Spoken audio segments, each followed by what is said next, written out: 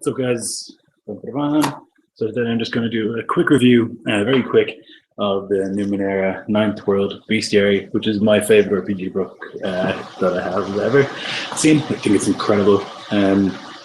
Picked it up quite a while ago and I've used it a lot, but I thought I'd actually do a review. I've seen some people asking like, what your favorite RPG book, and this is mine.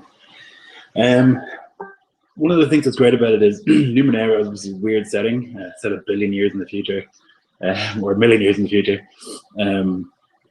And it's kind of hard to picture what kind of creatures you're dealing with in that setting, like what exists, what could exist. And this book is great for giving you ideas for the kind of thing that you might see. Now, first of all, the artwork is absolutely gorgeous. Like, just so nice, so original, so weird. Let's see, this little guy. So yeah, I mean, the artwork's great, but what I really like about it is the way that they do the monsters. And rather than having a huge stat block the way D&D would have, Numenera doesn't really work that way.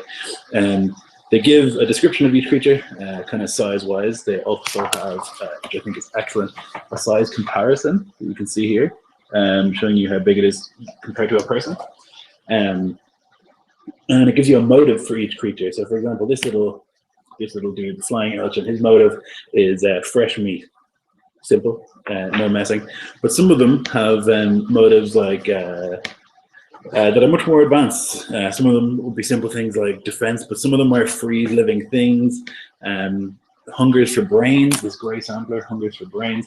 So that's really cool. It tells you what kind of environment you find them in. It gives you their stats and stuff, but it also gives you interaction, which is really, really useful, I think, and that's how it would interact with people. So, for example, with the grey sampler here, it says a grey sampler can communicate, but usually is interested only in directing potential victims to hold still so it can do its job.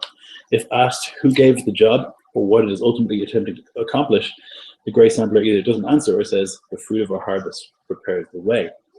Weird little things like that, interactions, how it would act with the players. It also gives you use, so an example of how you could use it in your game, which I think is really, really handy, especially when these creatures are so weird and so much of it is hard to understand, like how they exist. It gives you an idea of how you could use them in your game, which I think is really, really useful. It also gives you loot for each type of creature. At the start, it has obviously information on how to create your own creatures, how to edit creatures, how to make creatures more dangerous.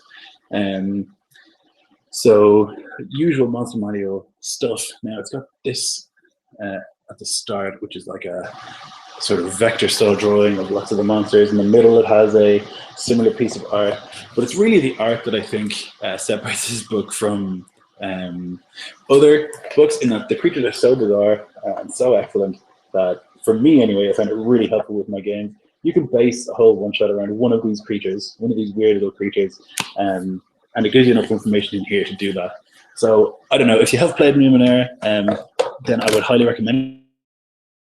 What are you doing? You should definitely be playing it. It's an excellent game, and I highly recommend it. So, that's it. Hope you enjoy it.